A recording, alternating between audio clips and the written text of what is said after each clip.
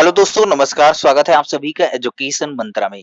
दोस्तों, बात करने वाले हैं अब तक की सबसे बड़ी खबर के बारे में। जी हाँ दोस्तों, और ये खबर आपको हम दिखाएंगे बेसिक शिक्षा मंत्री जी के वीडियो पर आधारित। जी हाँ दोस्तों, वीडियो जारी हो चुका है। बेसिक शिक्षा मंत्री जी का नया वीडियो आ चुका है और इन्होंने 17,000 मामले और 6,000 दोनों मामलों पर अपना स्पष्टीकरण दे दिया है।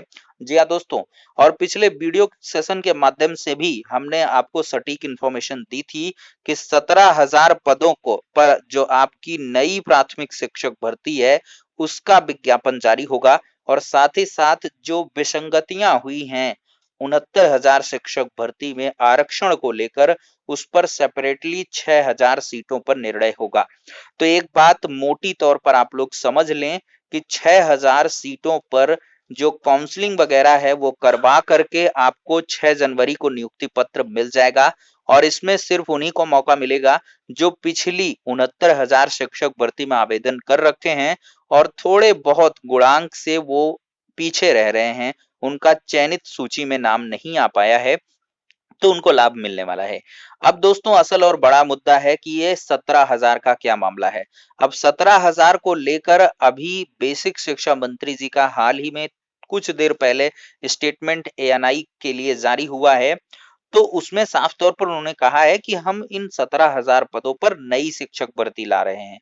अब नई शिक्षक भर्ती का तो यही मतलब होता है कि आप लोग जो है, जो भी तैयारी कर रहे हैं सुपर टेट की, उनके लिए ये विज्ञापन जारी होने वाला है और उसी विज्ञापन के आधार पर सभी को आवेदन का मौका मिलेगा। हालांकि अभी भी अभ्यर्थियों के अंदर कंफ्यूजन है कि 17,000 में वही आवेदन करेंगे जो सुपर टेट का प्रमाण पत्र रखे हैं, यानी कि 69,000 भर्ती में जो 60-65 पर पास आउट हैं उनको मौका मिलेगा। लेकिन मंत्री जी ने ऐसा बिल्कुल भी नहीं कहा। अगर ऐसी बात होती, इतनी बड़ी बात होती, तो अवश्य ही वो स्टेटमेंट में क्लियर करते। फिर भी अगर आपको बहुत ज्यादा कंफ्यूजन है तो 1 से 2 दिन का इंतजार कर लें, उसके लिए अलग से आपको स्पष्टीकरण बहुत ही जल्द शासनादेश के माध्यम से देखने के लिए मिल जाएगा।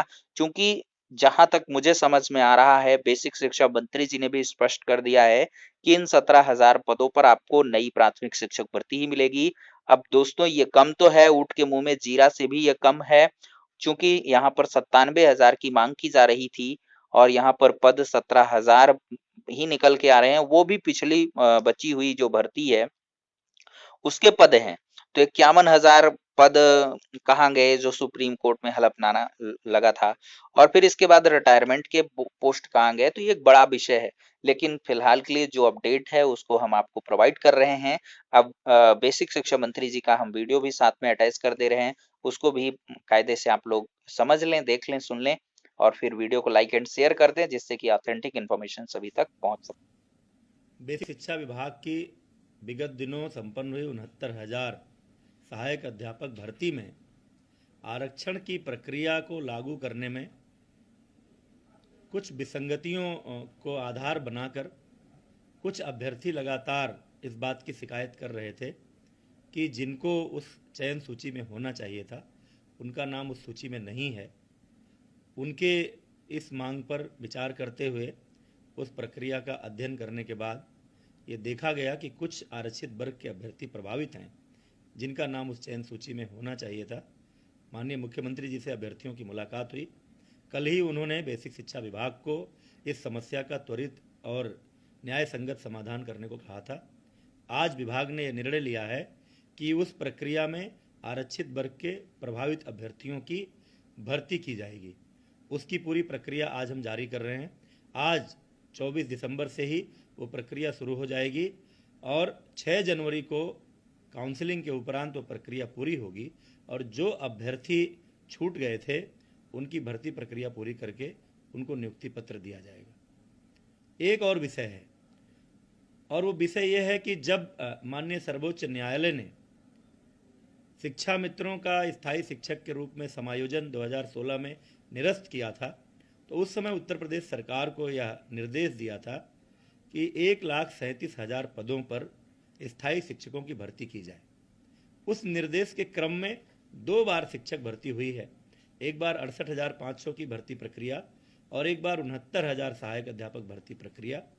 आज जो अभी हम घोषणा कर रहे हैं, जिसमें आरक्षित वर्ग के कुछ छूटे हुए अभ्यर्थियों की भर्ती की जाएगी, इसको शामिल करते हुए 68,500 की भर्ती प्रक्रिया में लगभग 45,000 जो शिक्षक भर्ती हुए थे, 69,000 की भर्ती प्रक्रिया में 68,000 से अधिक जो शिक्षक भर्ती हुए थे, और इस सुधार के बाद जो पद भर्ती किए जाएंगे 1,37,000 पदों के सापेक्ष लगभग 17,000 पद रिक्त रह जाएंगे। इसलिए माननीय सर्वोच्च न्यायालय के निर्देशों के क्रम में उन लगभग 17,000 पदों पर हम नई भर्ती भी करने जा रहे हैं।